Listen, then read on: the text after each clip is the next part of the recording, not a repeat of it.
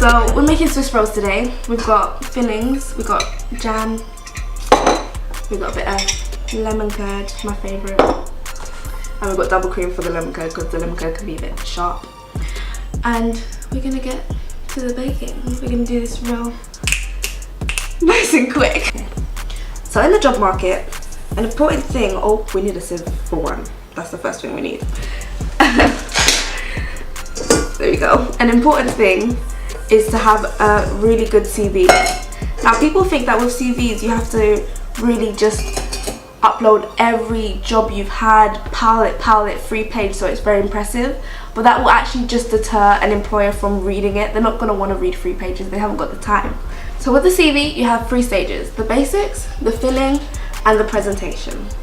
The basics is making sure you have your qualifications, your name, and your email information or your contact information.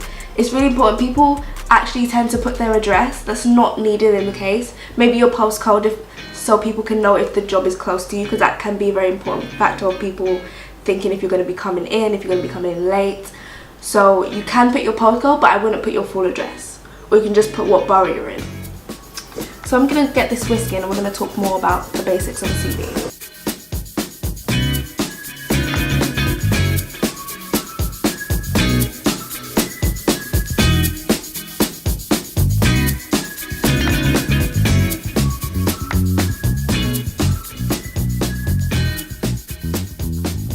Now that it's all whisked up, looking nice and fluffy, like a nice meringue.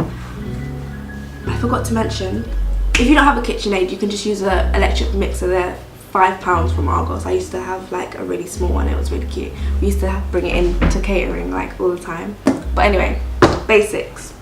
Another thing that is basic, not in the CV, but to making a CV, is to plan it. Always plan a CV. You can't just jot things down and think, yep, it looks beautiful. I would usually do mind map. I know people learn in different ways, but I'd do mind map, I'd put me in the middle, and then just jot from there. My key skills, where I got those key skills, where I showed those key skills, my qualifications, and what it shows about me. So we're gonna sieve, we've got 50 grams, we're gonna sieve like 25 grams of it first, so not too much.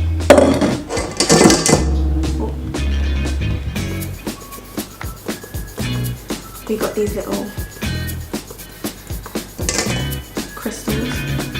You just blend them in. And we're going to fold it, so it's like this kind of motion. You could do this again in the machine, but because it's quite powerful, even on level 1, it can overfold it. You can get a attachment that folds with it. It's in almost a hook shape, like a Captain Hook's shape. But again, even level 1 is powerful, so I just do, at this point, do it with your hand. Fold. The key to folding it, really, is to make sure the filling is warm.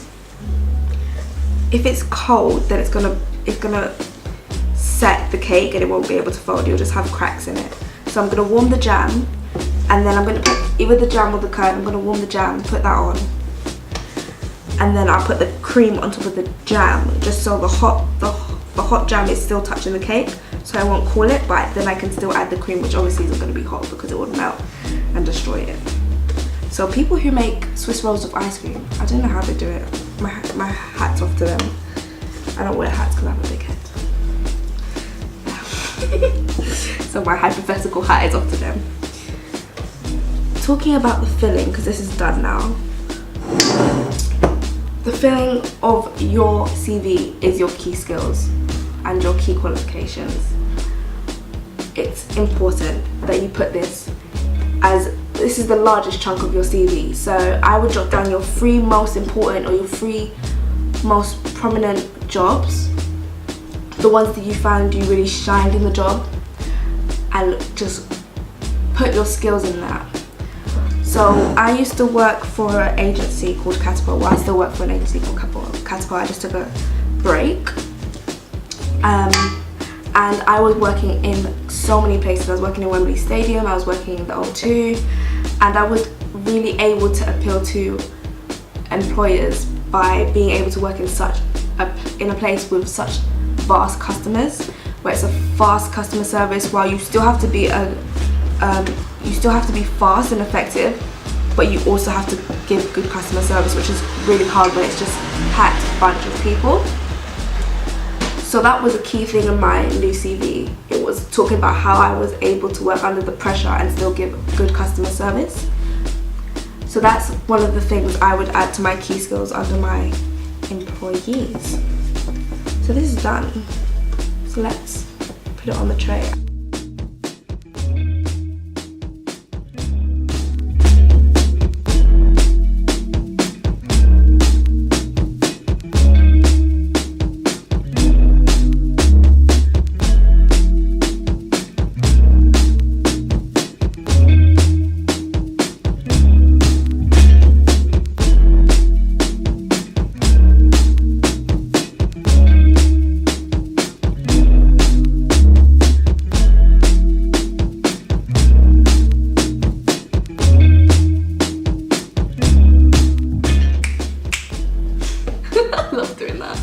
Oh, by the way guys, I found out what this is from. It's from Kevin Hart. It's from one of his comedy shows. It's at the end. I'm not going to explain too much. You should watch it. It's really good. He's talking about his friend on a car and he's like, but yeah, hopefully Kevin Hart doesn't come and attack me. So that's in the oven. I've just decided to do jam filling just because it smells so good. We're going to talk about the last thing I'd say about the CV, and then we're going to go on to personal branding yourself to really help you stand out in the job market. So the last tip I would say is to not clutter. I know I said already not to fill it with 3 pages, but it's also about the presentation, which is the last thing. If you have it in a good, neat presentation, and you can find templates almost everywhere, but you can also make it just simply from Word, having headings over everything, having the same font for everything, usually size 11, headings in 12. I think it's really important. It's just with your eyes, you see something, if it's neat, you're gonna want to read it. If it's pal, if it's cluttered. Another thing is, I've seen a lot, don't add images. Unless it's an image of yourself where you need an image for the job role, I wouldn't add images to a CV. I think keeping it plain and simple is more easy to look at for your employee's eye. Now I'm going to move on to personal brand, and this is something I learned at a LinkedIn local youth event. It was actually the first event I went to.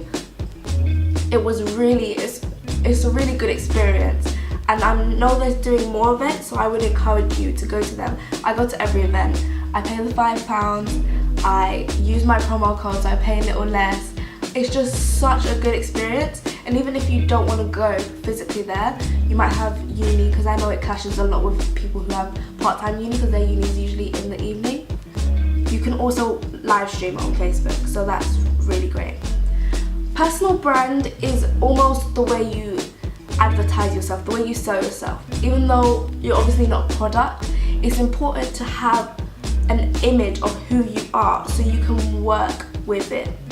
So one important thing I learned at the LinkedIn local event was that one way to know who you are, who your strengths are, and what your weaknesses are, is to ask the people around you, because they know you best. You may think your strength or your weakness, in fact, let me look at the weaknesses. You may think your weakness is being organized, whereas your friends might think you're the most organized person they know. They're like, you're actually a clean freak, you're an organized freak, and you're like, but am I? So one key thing I would do is I would ask my friends, when you hear my name, when you hear Keisha, what do you think? What do you see? I think with a lot of my friends, the first thing they say is I wear a lot of grey and yellow. I don't know why, it's just my colour. I'm either wearing grey or I'm wearing yellow. So that's Lauren. So that's one of the things. My uni friends will say that. That's literally all I wear.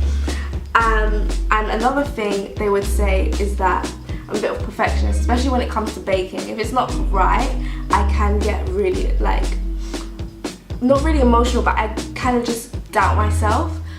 So that was one of my weaknesses, and I've been working on that. When something goes wrong, I don't look at it as, oh, I've failed. I look at it as, I've learned, I can do this better again. So when I did a photo shoot the first time for my cakes, when I started my Instagram profile, I made a cheesecake but forgot to add, I think it was sour cream. And at first I was like, oh my gosh, this is the end of the world. And I thought, no, I have a Tesco's right next to me. I'm gonna buy sour cream, I'm gonna make it again. And I made it again. It didn't take me that long, and the photo shoot was amazing. So that's one thing I would do. Talk to your friends, ask them for your strengths or weaknesses, so you know what strengths you can use to present yourself to employers and what weaknesses you can work on to then say that you've learned from it and you've got better with these skills.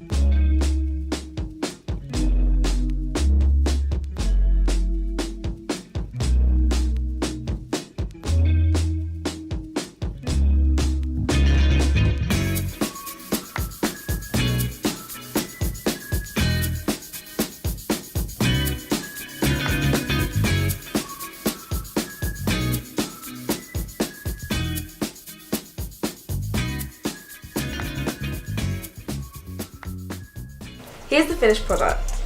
It looks and smells amazing. I'm telling you, as the jam, it's the one. That's all you need as the jam. Smart price. I think that's the thing, smart price jam.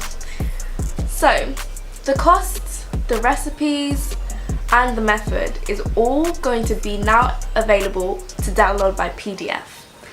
Last episode, I put it in my post, but I've decided to make recipe cards for each recipe that I'll be making, which I'm really excited for because they're really pretty, they're really cool, and you can use them when you make the recipes yourself if you'd like. You can share it with me. I'd love to see you guys remake these recipes, especially the Swiss roll, because you can put lemon, you can put whipped cream, you can put chocolate, you can put pretty much anything in the filling. I want to see your mistakes, I want to see all of it, because I know that when I first made Swiss roll it wasn't as amazing, but I know you guys can do it. I really know you guys can. So until next time, ciao my friends, see ya.